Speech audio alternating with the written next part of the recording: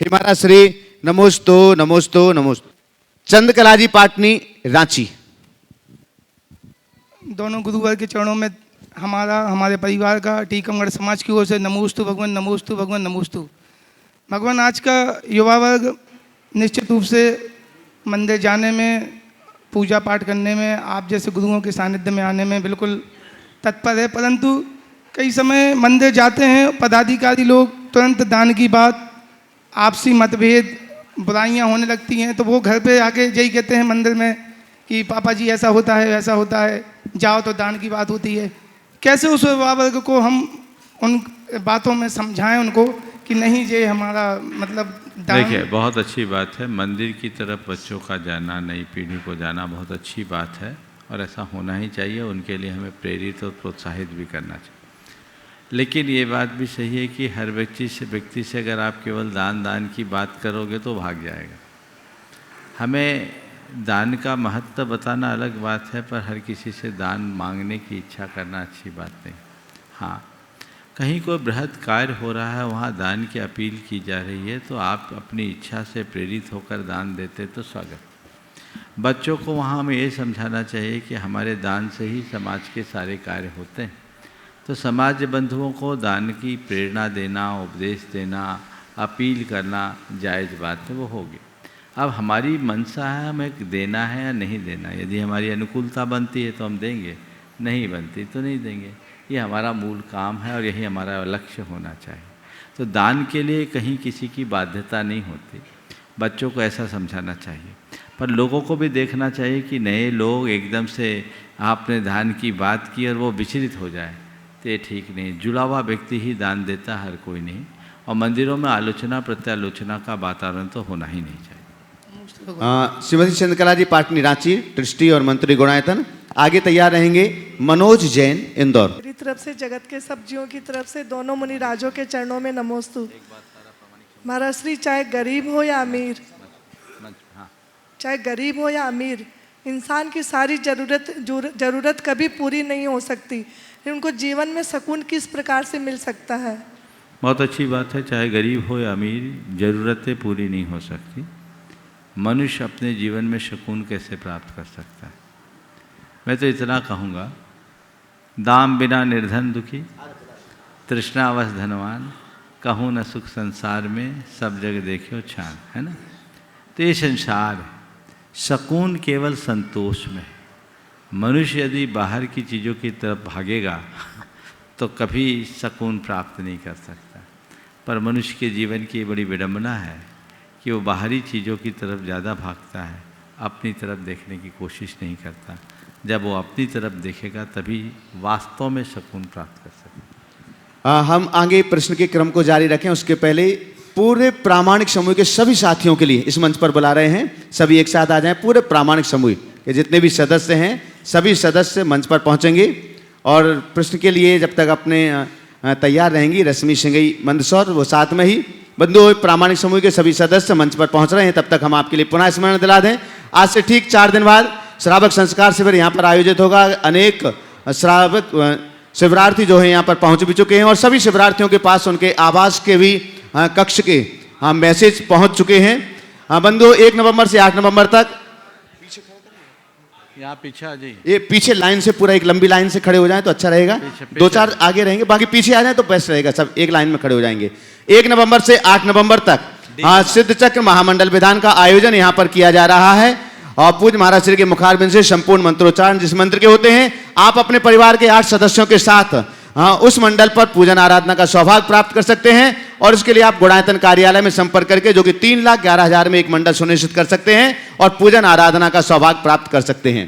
प्रामाणिक समूह के सभी सदस्य पूरे भारत के कोने कोने से यहाँ पर उपस्थित हैं। एक बार जोरदार करतल, दोनों हाथों को ऊपर उठा करके एक बार करतल ध्वनि से सम्मान होना चाहिए। बंधु, निस्वार्थ सेवा भाव से धर्म को लगातार आप लोगों के बीच तक लेकर के आते हैं। चाहे कहानियां हो, चाहे किसी भी माध्यम हो, चाहे प्रामाणिक पाठशाला हो या अन्य किसी भी उपक्रम के रूप में हो, वो आपके तालियां नीचे नहीं होना चाहिए। कैमरा आपकी तरफ भी घूमने वाला है, इसलिए तालियां ऊपर बना, हाथ ऊपर रखिएगा, ऊपर हाथ रख करके ही तालियां। भाई एक बार कैमरा पीछे घुमा लो एक बार। हाँ, एक कैमरा आगे रहने दो, एक पीछे घुमा दो। जब तक लगातार तालियों की आवाज गड़गड़ाहट आना चाहिए।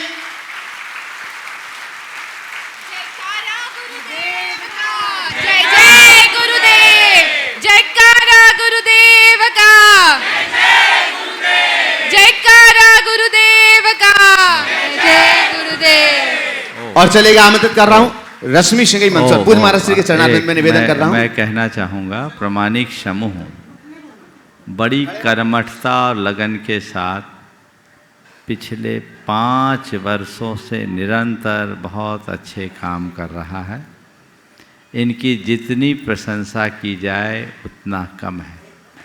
प्रवचन, शंका समाधान को जन जन तक पहुंचाने के लिए उसमें क्लिप राइटिंग, उसकी अलग अलग तरीके से टेक्नोलॉजी का प्रयोग करके जन जन तक पहुंचाने का इन लोगों ने उपक्रम किया ही। साथ ही प्रामाणिक पाठशाला इन लोगों का एक बहुत श्रेष्ठ उपक्रम जो आज हमारे बच्चों का भविष्य संवार रहा है।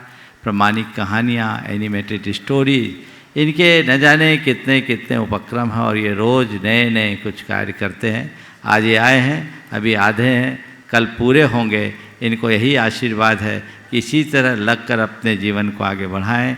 और मुझे प्रसन्नता तो इस बात की है कि ये लोग धर्म से अच्छे से जुड़कर न केवल ज्ञान के प्रसार में लगे हैं, अपितु इन सब के चरित्र में भी निखार है। सब अपनी अपनी शक्ति और परिस्थिति के अनुसार ढेर सारे व्रत नियमों का पालन कर रहे हैं, जिनमें कई अष्टमी और चतुर्दशी का व्रत भी कर रहे हैं। ये इन युवाओं के अंदर ऐसा होता है तो बहुत प्रशंसनीय है। ये इस बात का प्रमाण है कि मन में धर्म की ललक जग जाए तो कुछ भी असंभव नहीं होता। मैं सभी सदस्यों को आशीर्वाद देता हूँ कि अंदर ऐसे ही धर्म प्रभावना बनी रहे। चलिए, रश्मि सिंघई मंदसौर शीघ्रता से आगे आ जाएं। नमोस्तु नमोस्तु नमोस्तु गुरुवर। महाराज जी, कई बार हमारे मन में ये सोच जम जाती है कि हमसे ये काम नहीं होगा या ये हम कर ही नहीं सकते, तो हम इस सोच को कैसे दूर कर सकते हैं और अपने आप को कैसे प्रेरित कर सकते हैं? देखिए, हमारे मन में अगर ये बात बैठ जाएगी तो हम कर भी नहीं पाएंगे, क्षमता होने पर भी नहीं कर पाएंगे। इसलिए भावना योग कीजिए। मैं बोल रहा था, भावना योग के प्रसार में भी प्रामाणिक समूह का बहुत अच्छा योगदान है, जो मेरे दिमाग से रह गया था। कुछ लोग तो खूब अच्छा काम भावना योग के लिए भी कर रहे हैं, उनके लिए भी आशीर्वाद। आपने पूछा है कि हम अगर पहले से सोच ले कि ये काम नहीं होगा तो नहीं होगा, क्योंकि हमारे सब कॉन्शियस में वैसी बात बैठ जाएगी। इसलिए जो काम हमें करना है यही सोच करके करना है, ये काम हमें करना और ये काम होगा। नमस्ते। हाँ, मनोज। मनोज जैन इंदौर पहले आ जाएं और उसके बाद में तैयार रहेंगे इंदिरा जैन दिल्ली। मुनिद्वय के चरणों में कोटि नमोस्तु महाराज जी। महाराज जी, हम कोई भी कार्य संपादित करते हैं तो उसकी 3 अवस्थाएं होती हैं। या तो हमें उपहास का कारण बनना पड़ता है, या हमारा विरोध होता है, या उसमें हमें लोगों की स्वीकृति मिलती है। तो इन अलग अलग अवस्थाओं में अपने मन को सहज कैसे रखें? देखिए, हम जब पुण्य का कार्य कर रहे हैं, उपहास हो, विरोध हो या स्वीकृति, कुछ भी हो, हम प्रतिक्रिया न देखें, अपने लक्ष्य को देखें। ये तो सबके साथ है, तीर्थंकरों के साथ भी हो, तो उनके विषय में सोचने का कोई काम नहीं।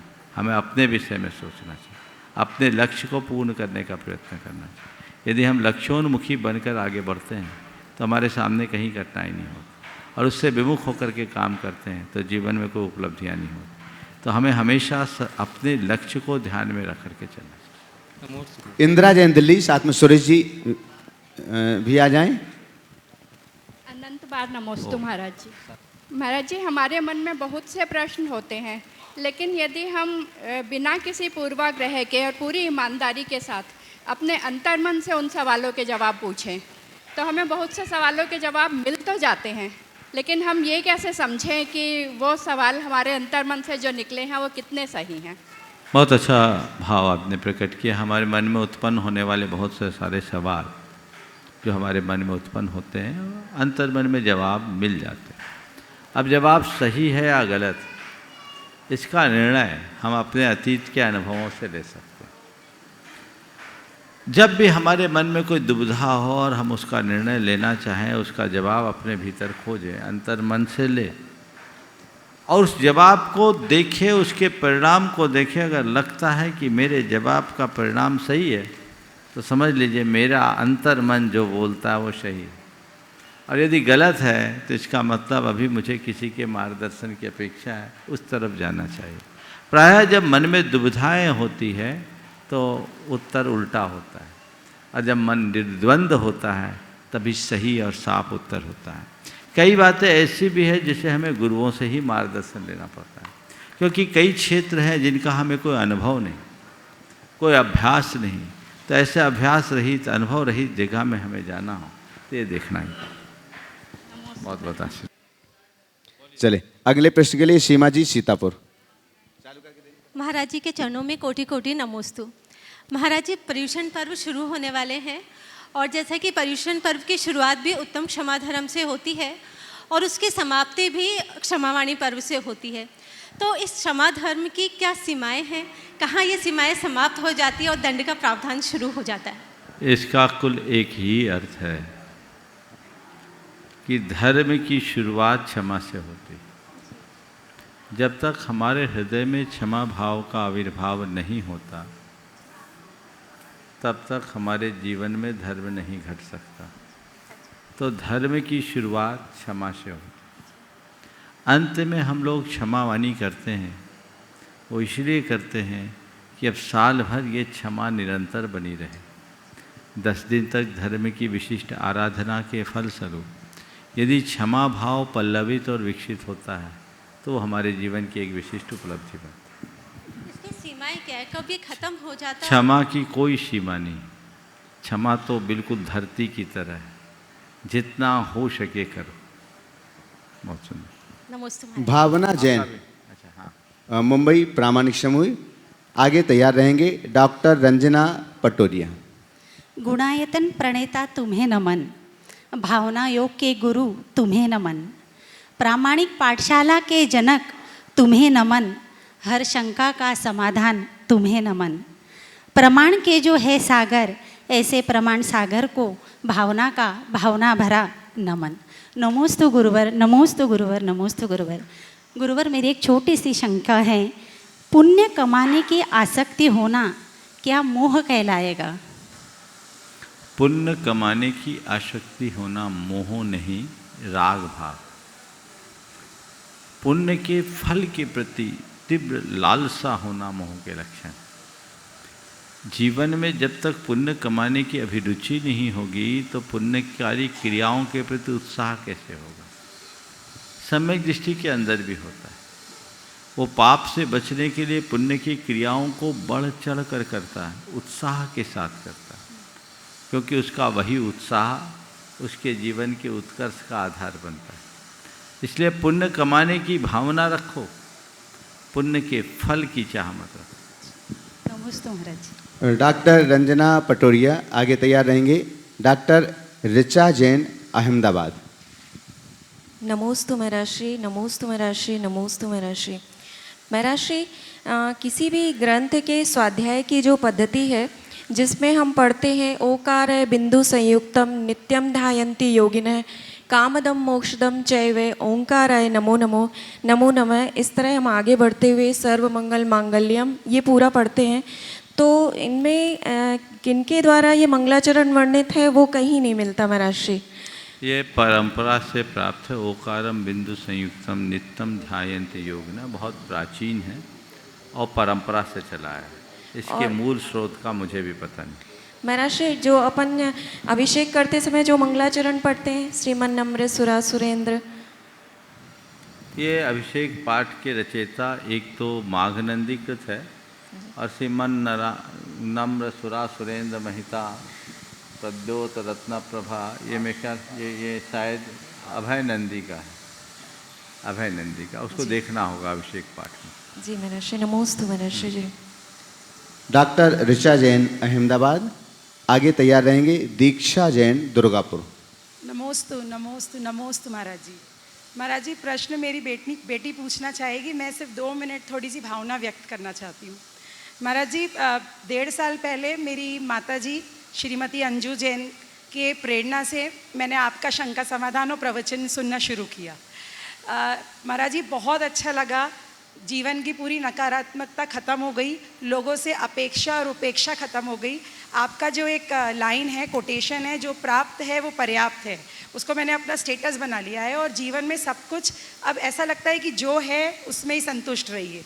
ज़्यादा मतलब पैसा कमाने की भी ज़्यादा हाय हाय नहीं रह गई है। अब ऐसा लगता है धर्म भी करो कर्म भी करो, दोनों साथ में करो।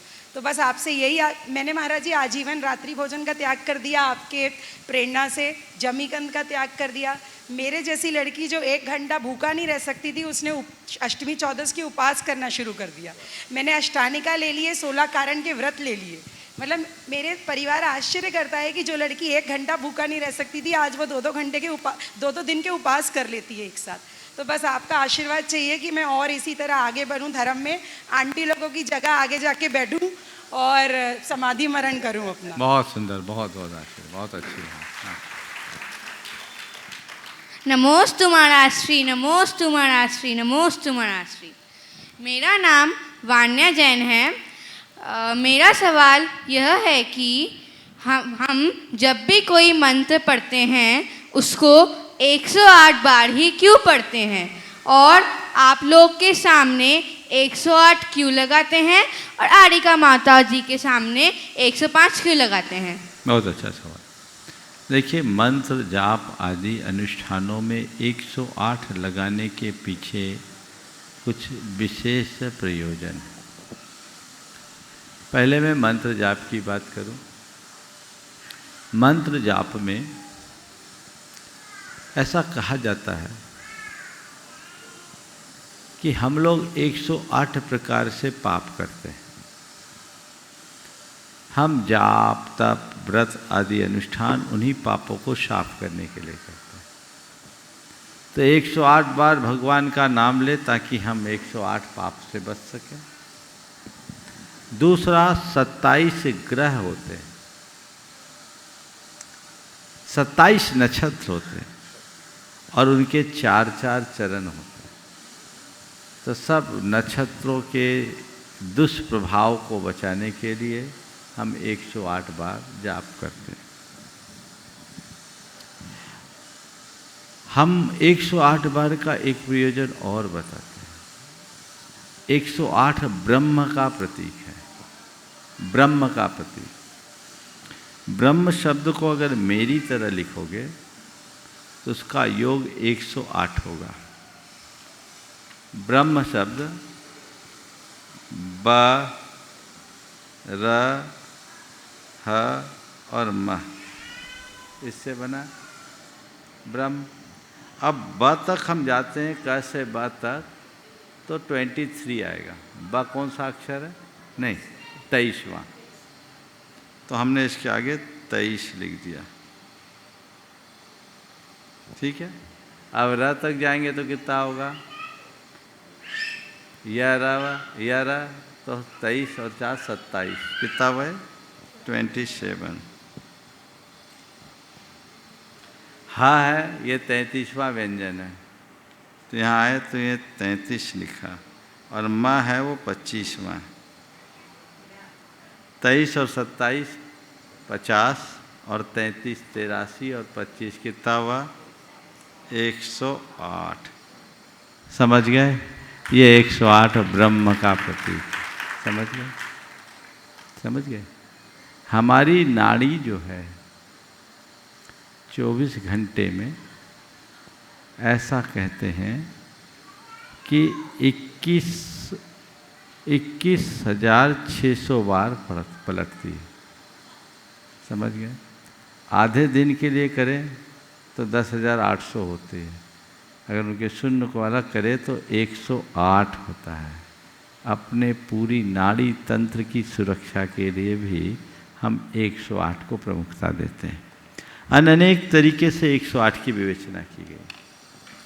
मुनिगणों के 108 गुण होते हैं जो अपने व्रत तप की साधना में करते हैं। 28 मूल गुण है, 12 तप है, 10 धर्म है, 22 परिशा है, गुप्तियाँ हैं, समितियाँ हैं, ये सब मिलाकर 108 भी गिनाए हैं जो संवर के कारण होते हैं। इसलिए मुनियों के साथ 108 लगाते हैं। अब आर्यिकाओं के साथ 105 क्यों लगाते हैं? तो कहते हैं ये 108 जो लगाया जाता है, क्यों लगाया जाता है? 108 केवल 108 नहीं, 108 श्री है। क्या है? श्री। पुराने ज़माने में लोगों के नाम के साथ श्री लिखने की परंपरा थी। अब तो श्री खत्म हो गया, सीधे सीधे नाम आता है। और श्री लिखने की भी एक निश्चित परिपाटी थी कि किसके साथ कितनी बार श्री लिखे। मुझे पंडित जगन मोहन लाल जी सिद्धांत शास्त्री ने एक बड़ा प्यारा दोहा सुनाया था। श्री लिखिए श्री गुरून को सट रूप को पुनि चार, दो मित्र और भृत्त को पंच पुत्र और नार। कि गुरुओं के लिए 6 बार श्री लिखो, सामान्य गुरु लौकिक गुरु। रिपु को पुनि 4, शत्रु के लिए 4 बार लिखो। मित्र और भृत्य के लिए 2 बार और पुत्र और पत्नी के लिए 4 बार, ये परंपरा थी। पंच पुत्र और नार 5 बार, तो एक प्रणाली थी। तो मुनियों के लिए कितनी बार श्री लिखना, तो कहे 108 बार लिखना। अबेलक शुलक और आयरिका के लिए कितनी बार लिखो, तो 105 की परिपाटी हो गई। अब आयरिका के लिए 105 क्यों कर दी, तो कहा मुनियों के मूल गुणों में से 3 घट जाते इनके। ये स्थिति भोजन नहीं करती, ये बैठ के भोजन करती हैं, है ना। तो स्थिति भोजन नहीं करती, ये दिगंबर नहीं रहती, है ना। और इनका स्नान व्रत पूरा नहीं होता। तो ये 3 कम कर दिए, इसलिए 105। मोस्ट महाराज श्री। महाराज जी, बेटी को आशीर्वाद दीजिए कि इसी तरह धर्म मार्ग में मैं इसको भी आगे बढ़ा सकूं। बस तुम्हारी छाया पड़ेगी, अपने आप लगेगी। नमस्ते महाराज। दीक्षा जैन, दुर्गापुर। नमस्ते महाराज जी। महाराज जी, मेरा प्रश्न ये है कि मरता कौन है, जो चला गया या जो पीछे रह गया? जो चला गया उसके कर्म का उदय हुआ या जो पीछे रह गया उसके बुरे कर्म है? मरता कौन है? जो चला गया वह, जो पीछे रह गया वह। पहला सवाल तो ये है। और जो चला गया उसके कर्म के कारण वो मरा, जो रह गए उसके कारण।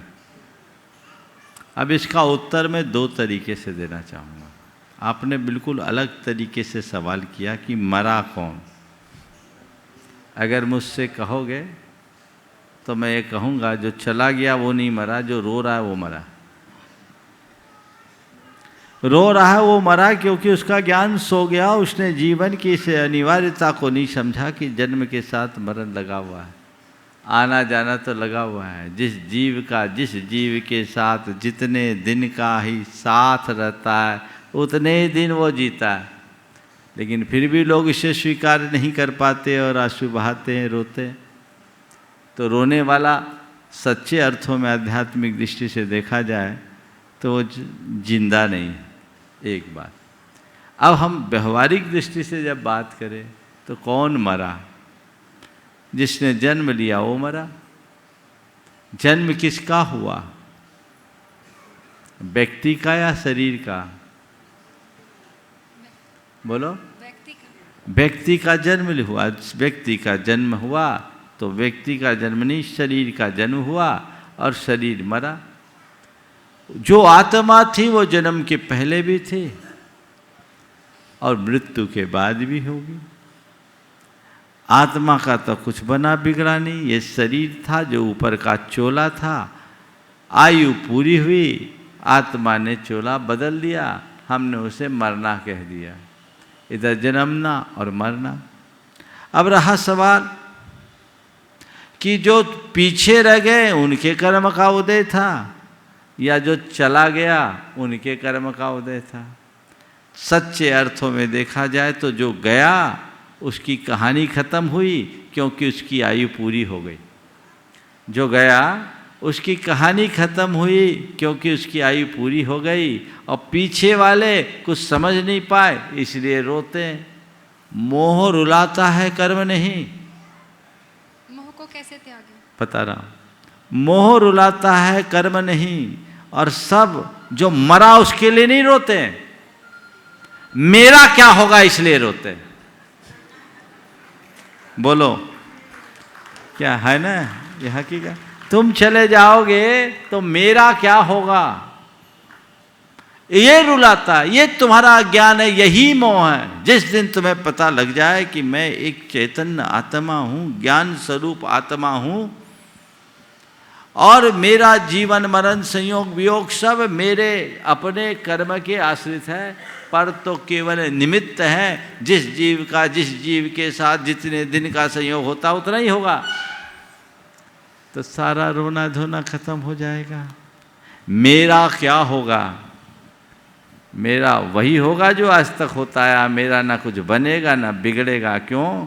क्योंकि मैं दीक्षा नहीं हूँ। कौन हो? मैं एक आत्मा हूँ।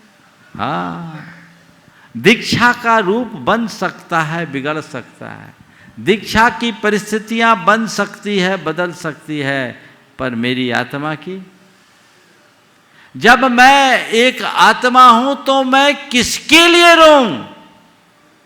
जो गया वह भी एक आत्मा था, और जो रह गए वे भी एक आत्मा है। यदि सबके हृदय में वो आत्मा बैठ जाए तो सारे झगड़े का खात्मा हो जाए। फिर कुछ कहने की जरूरत नहीं है। तत्व ज्ञान का आश्रय लीजिए, इसी में स्थायी सुख और शांति की अनुभूति हो। महाराज जी, एक प्रश्न और पूछना चाहूँगी। बोलिए। महाराज जी, आप कहते हैं कि भाव से सोच होती है, सोच से प्रक्रिया, प्रक्रिया से चरित्र। भावों को कैसे रोके? कुछ भी कर लें, कोई कुछ कहता है या कुछ भी है, पर भाव से भी तो हमारे कर्म बंध ही जाते बिल्कुल हैं। बिल्कुल, बहुत अच्छा सवाल है। मैं अक्सर कहता हूँ भाव से सोच, सोच से प्रवृत्ति और प्रवृत्ति से चरित्र बनता है। आपने पूछा भावों को कैसे रोके? भावों को नहीं रोका जा सकता। हम भाव शून्य नहीं होते। हमारे हृदय में संस्कारों बस भाव आएंगे ही आएंगे, 24 घंटे भाव आते। हाँ, हम भाव को रोक नहीं सकते, भाव को विशुद्ध और निर्मल बना सकते हैं। और अपने भावों को विशुद्ध और निर्मल बनाए रखना चाहते हो तो नियमित भावना योग करिए। आप तो भावना योग को प्रोत्साहित भी करते हैं। आज सब प्रामाणिक समूह के लोग हैं, वे लोग जो अपना बहुमूल्य समय धर्म की प्रभावना के लिए समर्पित कर रहे हैं। तो मैं आपसे कहूँगा, एक बार जोरदार करतल ध्वनि से सबका सम्मान तो करेंगे। अभी एक साथ इकट्ठे भी सबको बुलाया जाएगा, लेकिन आप औरों से भावना योग कराते, खुद भी भावना योग करो। करती हैं तो भाव में परिवर्तन आया है? आया है, संयम आया है। बहुत, बस यही शुरुआत है। और लगे रहिए, थोड़े दिन में आप में वो परिवर्तन घटित होगा जिसे देखकर आप खुद आश्चर्यचकित होंगे। बहुत अच्छा। तुम्हारा बेटा एक सवाल कर रहा था, उसको दे दो। क्या पूछ रहा था बेटा? बोलो। महाराज जी, गेम्स, नमस्ते महाराज जी, गेम्स इतने मजेदार क्यों होते हैं? बहुत अच्छा, बहुत अच्छा। और एक और पूछा था तुमने हमसे, क्या पूछा था? दोनों का उत्तर दोगे? हाँ बोलो, क्या पूछा था? महाराज जी, मेरा प्रीवियस बर्थ क्या था? बहुत अच्छा। देखो, इस बच्चे ने आज बड़े भोलेपन से मुझसे पूछा, महाराज मेरा प्रीवियस बर्थ क्या था। बहुत कम लोगों के मन में ऐसा सवाल आता है, शायद आप लोगों के मन में कभी ना आया हो, लेकिन इस बच्चे के मन में आया। तो मेरा मन हुआ कि ये सवाल सबके बीच आना चाहिए। उत्तर तो मैंने उसे अपने कक्ष में दे दिया था और ये संतुष्ट भी हो गया, शायद इसीलिए इसने अपने मन से उसे नहीं पूछा। पर मैंने इसे कहा कि बेटा तेरा प्रीवियस वर्ष बहुत अच्छा था। क्यों? मैंने कहा बताओ। तुम्हें अच्छे माँ बाप मिले? बोले हाँ महाराज अच्छे माँ बाप मिले। तुम्हें अच्छी बुद्धि मिली? बोले हाँ अच्छी बुद्धि मिली। तुम्हारी हेल्थ अच्छी है? बोले हाँ हेल्थ अच्छी है। तुम्हें सब अच्छी फैसिलिटीज़ मिली? बोले हाँ सब अच्छी फैसिलिटीज़ मिली। अच्छी मिली ना? बस एक अच्छी चीज़ नहीं मिली मेरे को। हाँ क्या? स्कूल में मैं अच्छे से पढ़ाई नहीं कर पाता हूँ। क्या बोल रहा है? हाँ महाराज जी, ये अच्छे से पढ़ाई करता है, ये थोड़ा चंचल। हाँ बता रहे, बहुत देखो। तो तुम्हें जो आज फैसिलिटी मिली है ना, हाँ अच्छे माँ बाप मिले, अच्छा घर मिला, अच्छा शरीर मिला, अच्छी बुद्धि भी मिली ना, तो ये इस सब इस बात का साइन है कि तुम्हारा प्रीवियस बर्थ अच्छा था। अगर प्रीवियस बर्थ खराब होता ना तो आज तुम भिखारी भी हो सकते थे, आज तुम बुद्धिहीन भी हो सकते थे, आज तुम हैंडीकैप भी हो सकते थे। समझ गए? तो तुम्हारा अच्छा जन्म था, अच्छा था प्रीवियस बर्थ, इसलिए आज अच्छा है। और आज अच्छा रहोगे तो आगे भी अच्छा रहोगे। समझ गए? और तुम्हारा बड़े भाई से थोड़े पीछे रह जाते हो ना, तो वो इसलिए पीछे रहते हो कि थोड़ी चंचलता, उसको कम कर लोगे तो वो भी ठीक हो जाएगा। अब इसलिए सवाल क्या है, गेम्स इतने मज़ेदार क्यों होते हैं? गेम्स इसलिए मज़ेदार होते हैं कि सबका गेम्स में इंटरेस्ट होता है। जिन चीज़ों में इंटरेस्ट होता है वो चीज़ें मज़ेदार लगने लगती हैं, और जिसमें इंटरेस्ट नहीं होता वो चीज़ें उसको बोरियत लगती है ना? हाँ, आपकी मम्मी को शंका समाधान मज़ेदार लगता है कि नहीं लगता? पूछो। जी महाराज जी। लगता है ना? पर आपको नहीं लगता होगा। लगता है? लगता है। क्यों लगता है? क्यों लगता है? क्योंकि आपका इंटरेस्ट है, समझ गए? तो जिस चीज़ में इंटरेस्ट होती है वह चीज़ें हमें मज़ेदार लगने लगती है। एक बार जोरदार तालियां इन बच्चों के लिए। चलिए। श्रीश जैन पुणे आगे तैयार रहेंगे। भावन पारीख मुंबई दृष्टि गुणायतन। नमोस्तु महाराज श्री। मेरा प्रश्न थोड़ा विरोधी हिंसा और संकल्पी हिंसा के ऊपर है। अभी एक स्वराज नाम का एक सीरियल शुरू हुआ है डीडी नेशनल पर। प्रत्येक रविवार 9 बजे स्वराज नाम का एक सीरियल शुरू हुआ है डीडी नेशनल पर, और अमित शाह इत्यादि पॉलिटिशियंस ने भी उसकी काफ़ी प्रशंसा करी है। स्वराज नाम से उसे पूरे भारत का इतिहास दिखाया गया है।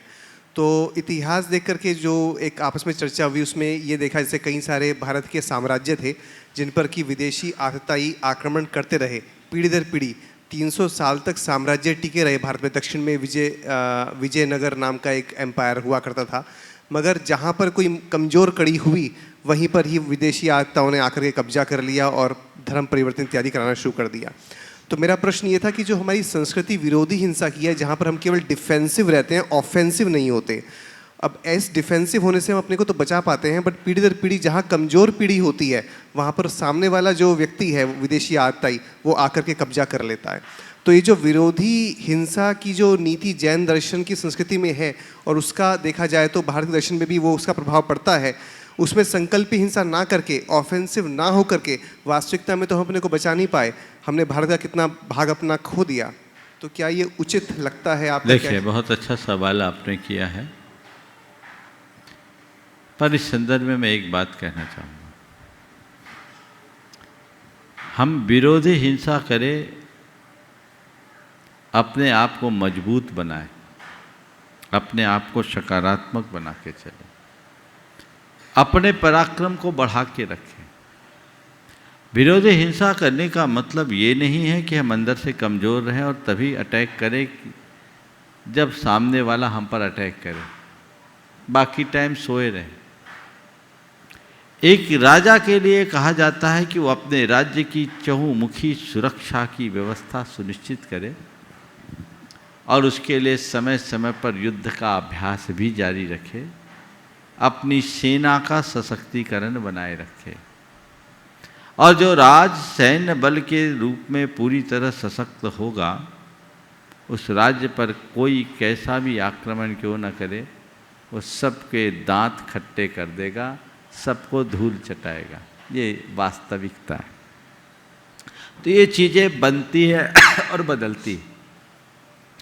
इसमें आपने जो कहा कि हम संकल्प हिंसा करके अटैक करें और अटैक करके अपने राज्य का विस्तार करें, ये नीति नहीं। क्योंकि कोई ज़रूरी नहीं कि हम अटैक करके अपने राज्य का विस्तार कर ही लें। हो सकता है आक्रमण करके हमें मुँह की खानी पड़े, जैसा भारत के अनेक शासकों ने विदेशी आक्रांताओं को धूल चटा के सबक सिखाकर एक उदाहरण प्रस्तुत किया। हमारे देश में जो आपने कहा कमज़ोर कड़ी को लोगों ने हराया और दबाया है, वो कमज़ोर कड़ी कमज़ोर क्यों बनी? जब वह अपने निहित स्वार्थों का शिकार बन गई। प्रायः जब हम भारत के इतिहास को पढ़ते हैं, देखते हैं, तो हमारे देश में अनेक ऐसे मीर जाफर जैसे लोग, गद्दार लोग हुए हैं, जिनने गद्दारी करके हमारे देश के शासन तंत्र को कमज़ोर कराया। आपस की फूट भी इसमें एक बड़ी कारण है। यदि सैन्य बल को मजबूत बनाए रखा जाए तो ऐसा कभी कुछ नहीं होता। और एक बात और बताता हूँ, ऑफेंसिव नहीं होना पर डिफेंसिव होने का मतलब केवल ये नहीं कि जब हम पर कोई अटैक करे तभी हम अपने आप को प्रोटेक्ट करने के लिए अस्त्र उठाएं। अगर चक्रवर्तियों के इतिहास को हम पलट कर देखें तो सभी चक्रवर्तियों ने दिग्विजय यात्राएं की। उनकी दिग्विजय यात्रा इसलिए नहीं हुई कि कोई हम पर अटैक कर रहा है, वो दिग्विजय यात्रा इसलिए करते कि पूरे 6 खंड की धरती को एकता और एक सूत्रता में पिरोया जा सके, सारे स्वेच्छाचारी राजाओं के कुशासन को कुचला जा सके, तब इस धरती पर उनका सार्वभौमिक आधिपत्य होता है। तो चक्रवर्ती की दिग्विजय यात्रा इस बात का प्रमाण है कि एक राजा को अपनी सैन्य बल को मजबूत बनाए रखना चाहिए और अपने राज्य की सुरक्षा के लिए जहाँ जो जैसा अपेक्षित है वो करते रहना चाहिए। भारत सरकार आज उसी नीति को अपना करके चल रही है और विश्व को इसी नीति को अपना करके चलना चाहिए। नमोस्तु महाराज। हाँ, भावन पारिक मुंबई ट्रस्टी गुणायतन। आगे तैयार रहेंगे सुनील रेखा जैन गुड़गांव ट्रस्टी गुणायतन। नमोस्तु महाराष्ट्री, नमोस्तु गुरुवर। महाराष्ट्री, मेरा प्रश्न है कि जब आदेश्वरनाथ भगवान का समय था तो भगवान महावीर का जीव मारीच था, तो उस भव में आदेश्वरनाथ भगवान ने कहा था कि वो आगे जाके वासुदेव बनेंगे और महावीर समय भगवान के रूप में भी तीर्थंकर बनेंगे।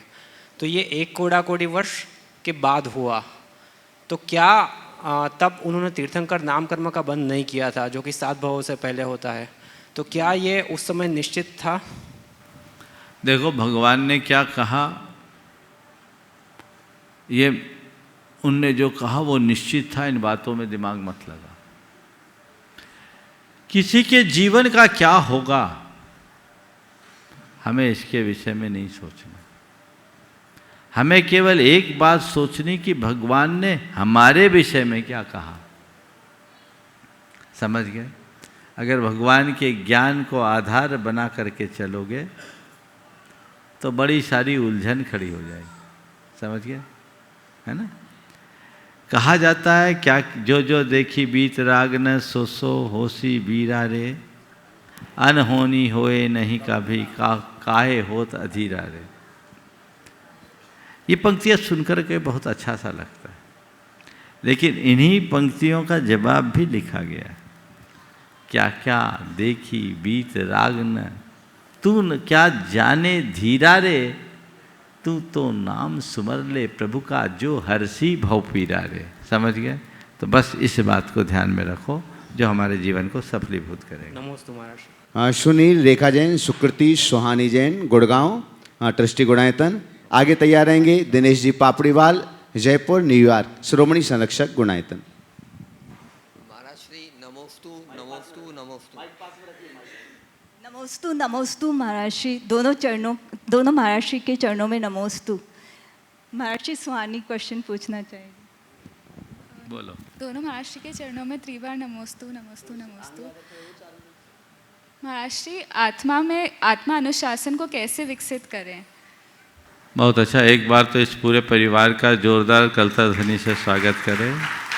ये पूरा परिवार प्रमाणिक समूह के साथ जुड़ा हुआ है। दोनों बहनें तो हैं ही, और सुनील जी रेखा जी की भी सतत प्रेरणा उनको मिलते रहती है और बहुत सक्रियता से प्रमाणिक समूह में अपनी भागीदारी। एक बार जोरदार करतल ध्वनि। पूछा आत्मा में आत्मानुशासन को कैसे विकसित करें। देखिए, आत्मा का आत्मानुशासन बनाने के लिए सबसे पहली बात तो अपनी आत्मा को जानना है। दूसरी बात, मैं आत्मा हूँ इसकी भावना भाना है। तीसरी बात, अपने परिणामों के प्रति हर पल जागरूकता रखनी।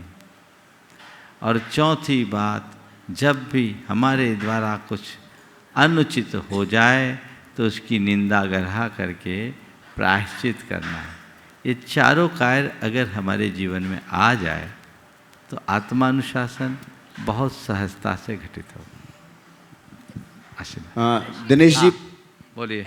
सो हम और अयम अहम, यह मैं हूँ और वो मैं हूँ, इन दोनों में क्या अंतर है? सो हम और अयम अहम दोनों में अगर देखा जाए तो अंतर भी और नहीं भी। सो हम अगर हम कहते हैं तो ज़्यादा अच्छा है, क्योंकि वह जो हमारे सामने प्रत्यक्ष नहीं है, जो परोक्ष है, मेरे देह के भीतर है, वह मैं हूँ। और अयम अहम बोलते हैं, इदम अहम, तो ये शरीर आ जाएगा। ये शरीर तो नहीं, जो दिख रहा वो मैं नहीं हूँ, जो देख रहा वह मैं हूँ। तो जो दिख रहा है वो मैं नहीं, जो इदम है वो नहीं, जो भीतर है वो मैं हूँ। तो बेहतर सोहम। हाँ बोलिए।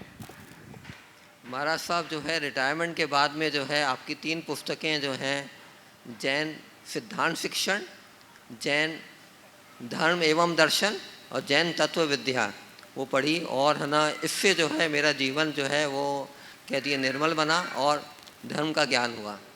मेरा तो यही सुझाव है कि सभी जितने भी आए हैं, ये कम से कम जो है जैन सिद्धांत शिक्षण एक 10 रुपये की पत्रिका है, पर है ना जो है ये गागर में सागर है, पूरा जैन धर्म आपको निचोड़ के उन्होंने महाराज श्री ने दिया हुआ है। बाकी 2 और पुस्तकाएँ हैं, उसको आप पढ़ेंगे तो आपको जैन धर्म के बारे में बहुत ज्ञान मिलेगा। मेरा तो जीवन का उद्धार इन्हीं 3 पुस्तकों से हुआ। अच्छा महाराज श्री, एक सवाल है छोटा, कि इस वर्तमान परिवेश में अपने आप को मिथ्यात्व से दूर कैसे रखें? मिथ्यात्व से दूर करने का सीधा सरल उपाय है, सम्यक्तोचित क्रियाएं करें, स्वाध्याय करें, सत्संग करें, अपने आप हमारा झुकाव बढ़ेगा तत्व के प्रति, और जो अतत्व है उससे हम छूटते जाएंगे। दिनेश जी पापड़ीवाल, जयपुर, न्यूयॉर्क, शिरोमणि संरक्षक गुणायतन। आगे तैयार रहेंगे हेमा सोनी, चांदखेड़ी। गुरुवर के चरणों में बारंबार नमोस्तु नमोस्तु नमोस्तु। गुरुवर, जब तक मनुष्य के अपने जीवन का वास्तविक का बोध नहीं होता, वह दुखों का बोझ ढोता रहता है, ऐसा गुरुवर क्यों? जब तक अपनी वास्तविकता का बोझ नहीं होता, दुखों का बोध नहीं होता, तब तक दुखों का बोझ ढोता रहता है। ये हकीकत है। ऐसा केवल इसलिए होता है क्योंकि मालिक नौकर बन जाता है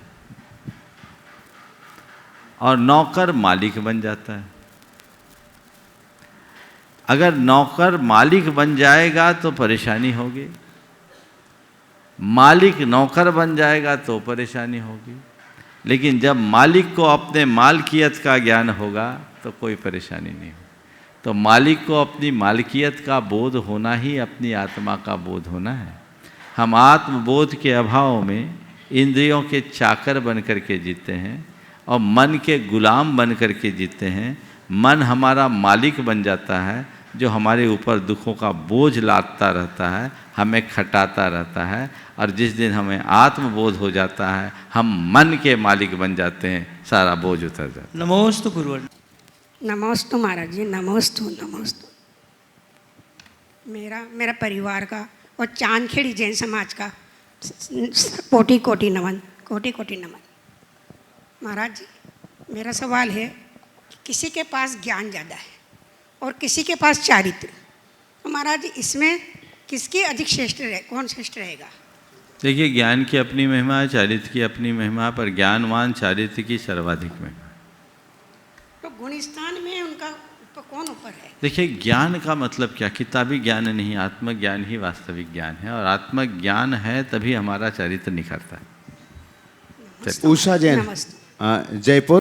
महाराज जी, मैं पूछना चाहती हूँ कि बच्चे पूछते हैं कि आत्मा कहाँ रहती है, क्या करती है, और अगर सिद्धिशिला पर सिद्ध भगवान हैं तो फिर सिद्धिशिला पर आत्मा क्या करती है? देखिए, आत्मा कहाँ रहती है? आत्मा हमारे शरीर में रहती है। जैसे तिल में तेल है वैसे देह में आत्मा है, जैसे दूध में घी है वैसे शरीर में आत्मा है। और सिद्धशिला में आत्मा जाकर के केवल जानती और देखती है और कुछ नहीं करती। इस प्रकार आज के इस सत्र को परम पूज गुरुदेव के चरणों में नमन अर्पित करते हुए मैं यहीं पर विराम दे रहा हूँ। बोलिए परम पूज आचार्य गुरुवर श्री विद्यासागर जी महाराज की जय जय जय।